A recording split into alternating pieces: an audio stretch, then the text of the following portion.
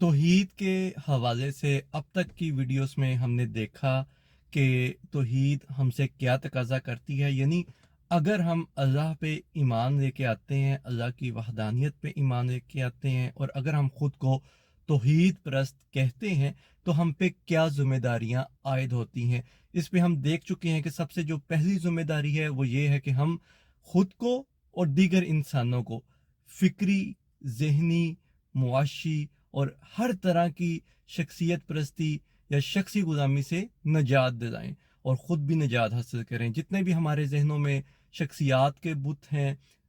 फ़िक्र के, अफ़कार के, जो कि अल्लाह के अलावा कहीं और से हमने लिए हैं, अल्लाह की वही के अलावा कहीं और से हमारे दिलों में, जहनों में रासिख हो चुके हुए हैं, हम उनको डिनाई कर दें, उनका इनकार कर दें। इसी तरह जो हमारी फ़िक्र है, उस पे भी जितनी जो सोचें हमारी हैं, अगर वो भी वही के अलावा कहीं से ली गई हैं और उनका मकसद वही से हटकर है, यानी तौहीद परस्त उसका मकसद नहीं है या तौहीद का निज़ाम कायम करना उनका मकसद नहीं है, तो हम उनसे भी निजात हासिल करें। इसी तरह अगर हम मुआशी तौर पर पसमानदा हैं, मुआशी तौर पर ग़ुलाम हैं, तो हम उस मुआशी ग़ुलामी से ख़ुद भी निजात हासिल करें और दूसरों को भी निजात दिलाएं। जो दूसरा अहम पॉइंट है वो ये है कि हम अल्लाह के जो पैदा किए हुए कुदरती वसाइल हैं, उन पे किसी भी इंसान की मलकियत ना ही हम कायम कर सकते हैं, ना अपनी मलकियत कायम कर सकते हैं और ना किसी और इंसान की कायम करदा मलकियत को तस्लीम कर सकते हैं।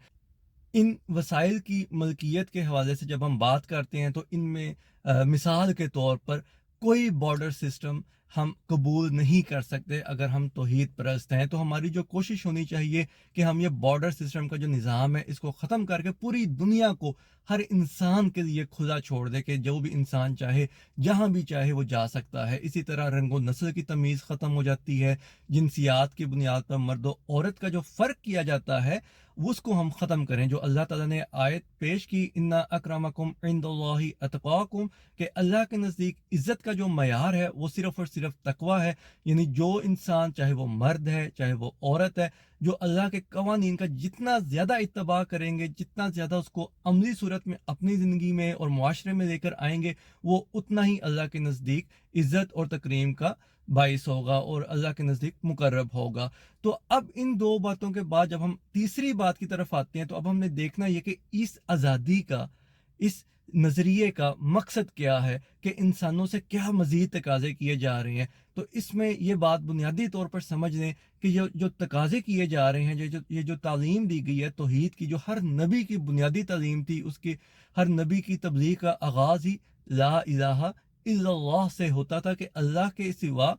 कोई इलाहियत का हकदार नहीं, कोई इलाह नहीं है, सिर्फ अल्लाह ही वो हाकिम है, अल्लाह ही वो इलाह है जिसको हम तस्लीम करते हैं और करने पे मजबूर हैं। क्योंकि ये जो जितना निज़ाम है, जितना इस दुनिया का कायनात का निज़ाम है, वो सब उसी के ताबिया चल रहा है। जा बजा आयात पेश की गई कुरान पाक में कि तुम देखते नहीं कि सूरज, चांद, सितारे किन कवानीन के ताबिया हैं, किसके कवानीन के ताबिया हैं, ये बारिश कौन बरसाता है, ये बादल कौन लेके आता है, ज़मीन से सब्जियां या खेतियां कौन उगाता है। तो ये सब इसी तरफ हमें लेके जा रही हैं कि इस दुनिया का जो इलाह है वो सिर्फ और सिर्फ अल्लाह है, चाहे हम उसको माने या ना माने, ये हमारी मर्जी है। जब हम मानते हैं तो हम खुद को पाबंद करते हैं कि हम उसके निज़ाम का एक हिस्सा बनेंगे, जिसको कुरान पाक में एक आयत है जिसका मफहूम है कि खुद को अल्लाह के रंग में डालो, और बेशक अल्लाह के रंग से ज़्यादा खूबसूरत रंग कोई नहीं है और हम उसी की इबादत करते हैं। यानी जो उसका निज़ाम है उसके अंदर ढलना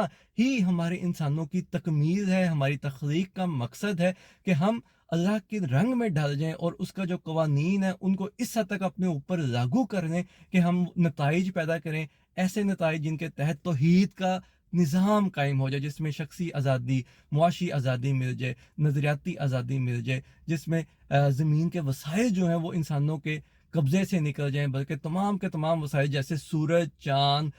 सितारे, हवा, पानी, हर इंसान को अल्लाह ताला फ़राहम करता है। तो इसी तरह ज़मीन के जो वसाइल हैं या ज़मीन से निकलने वाले जितने भी वसाइल हैं, वो सब के सब भी इंसानों के लिए यकसा तौर पर खुल जाना चाहिए मुसावात की बुनियाद पर। यहाँ पे मैं मुसावात को भी थोड़ा सा डिफ़ाइन कर दूँ कि मुसावात से मुराद अदल नहीं, عدل ایک اور چیز ہے کہ جو آپ کرتے ہیں اس کا ایک نتیجہ ملتا ہے، یہ عدل ہے۔ جبکہ مساوات میں یہ چیز آتی ہے کہ جو جس کی ذات کو جس چیز کی جس قدر ضرورت ہے وہ اس کو مل جائے۔ مثال کے طور پر ایک انسان جو کہ محنت کش ہے یا کسان ہے، اس کی خوراک اس انسان سے زیادہ ہوگی جو آفس میں بیٹھ کر کام کرتا ہے، تو میں اس کو مجبور نہیں کر سکتا کہ یہ دونوں انسان دو دو روٹیاں کھائیں، اور یہ عدل یا مساوات یہ ہوگی۔ یہ عدل تو ضرور ہے لیکن مساوات نہیں ہوگی۔ مساوات یہ کہتی ہے کہ جو کسان زیادہ محنت کر رہا ہے، اگر اس کی ڈیمانڈ 4 روٹیاں کھانے کی ہے تو اس کو 4 روٹیاں پرووائڈ کیجئے۔ جو آفس میں بیٹھ کر کام کر رہا ہے، اگر اس کی ڈیمانڈ 1 روٹی کھانے کی تو آپ اس کو 2 روٹیاں دے کر 1 روٹی ضائع کر رہے ہیں۔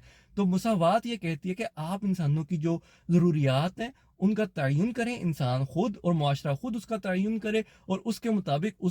اس کے ساتھ جو اللہ کے وسائل ہیں ان کی تقسیم کی جائے۔ تو اس کا نتیجہ کیا ہوگا کہ ہم اس جنت نما معاشرے کا قیام کر سکتے ہیں، یا اس کا قیام کرنا ہم پہ فرض ہے بحیثیت مسلمان، بحیثیت توحید پرست، جس میں انسانوں کو مساوات کی بنیاد کے اوپر تمام کے تمام وسائل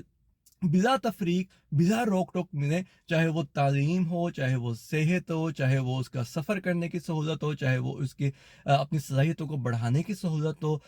کوئی بھی آپ سہولت، آپ کوئی بھی زندگی کی ضرورت کو آپ سوچیں تو وہ اس کو بلا روک ٹوک اور بلا معاوضہ ملنی چاہیے۔ یہ نظام کو پرووائڈ کرنا ہے، اس نظام کو جو توحید پہ مبنی ہوگا۔ اس کا نتیجہ کیا ہوگا کہ صرف ہم کھانے پینے تو نہیں دنیا میں آئے، یا صرف زندگی گزارنے تو نہیں آئے، بلکہ اس کے نتیجے میں ہر انسان کے اوپر یہ فرض ہوگا کہ وہ اپنی صلاحیتوں کو، جو ذہنی صلاحیت، جو عقل اللہ تعالیٰ نے انسانوں کو دی، جس کے ذریعے اللہ نے انسانوں کو تمام کائنات کی تخلیقات سے بلند کر دیا، کیونکہ ہر تخلیق، ہر مخلوق اللہ کی جو ہے وہ پابند ہے کسی نہ کسی نیچر کی، کسی نہ کسی فطرت کی، وہ اس سے باہر نہیں جا سکتے۔ صرف اختیار اور ارادہ اللہ کی ذات نے انسانوں کو دیا، اور انسانوں، اسی لیے انسانوں کی زندگی میں آپ دیکھیں گے پتھر کے دور سے ہم شروع کرتے ہیں، اور آج کے جدید دور میں ہم سہولیات زندگی کو کس لیول تک لے گئے ہیں، جبکہ شیر وہی گھاس، شیر وہی خوراک کھانے پہ مجبور ہے، بکری وہی طرز زندگی گزارنے پہ مجبور ہے جو وہ ہزاروں سال سے کرتی آ رہی ہے۔ تو اسی طرح انسان کرے گا کیا جب اس کو یہ سارا ماحول مل جائے گا؟ وہ تسخیر کائنات کرنے میں مصروف ہو جائے گا اپنی اپنی صلاحیتوں کے مطابق۔ اگر کسی کو کھیتی باڑی کا شوق ہے، وہ اس کے مطابق اللہ تعالیٰ کے قوانین کے تحت اس فکر یا اس پیشے کے متعلق جو تسخیر کر سکتا ہے علوم کی اور فنون کی، وہ کرتا جائے گا۔ جو مصور ہے، جو ڈاکٹر ہے، جو وکیل ہے، جو جتنے بھی شعبہ ہے زندگی کے لوگ ہیں، جو جس کا جہاں پہ دل لگے گا، ٹھیک ہے، جس کا جہاں پہ جو ذہنی لیول کے ساتھ ہم آہنگی ہوگی، وہ وہاں پہ کام کرنے میں آزاد ہوگا۔ اسی چیز کو اللہ تعالیٰ سورہ قرآن پاک میں بھی بیان کرتا ہے کہ سخر لکم ما فی السماوات و ما فی الارض جمیعا منہ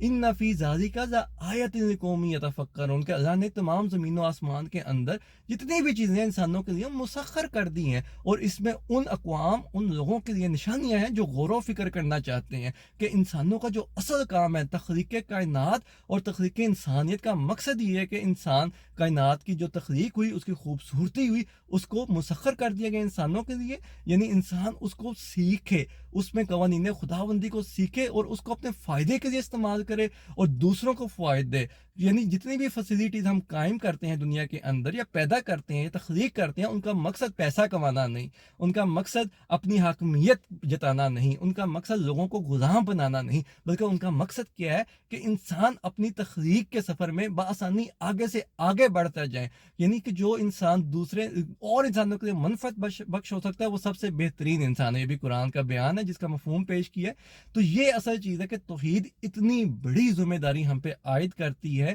کہ صرف اللہ کو ایک کہنا مراد نہیں، بلکہ اللہ کو ایک کہتے ہوئے اس کے جو حقوق ہیں، یعنی جو اس کی ذمہ داریاں ہم اپنے اوپر لیتے ہیں، جو اللہ کی ربوبیت ہے، وہ انسانوں نے اس دنیا میں قائم کرنی ہے۔ جو اللہ کا قائم کردہ نظام ہمیں باہر کی دنیا میں نظر آتا ہے، انسانوں کی دنیا میں وہ نظام انسانوں نے، مومنین نے، بیسیکلی جو اللہ کے ماننے والے ہیں، جو توحید پرست ہیں، انہوں نے قائم کرنا ہے، جس کے تحت ہم ایک جنتی معاشرہ قائم کریں گے، جس کے تحت ہم انسان تسخیر کائنات کرتے جائیں گے اور انسانوں کو درپیش چیلنجز کا جو حل ہے وہ پیش کرتے جائیں گے۔ تو یہ دیکھیں توحید کتنی بڑی قوت اور کتنی بڑی ذمہ داری ہم پہ عائد کرتی ہے، اور اس کو سوچئے کہ ہم توحید کے انڈر رہ کے کیا کرتے ہیں۔ بہت شکریہ۔ السلام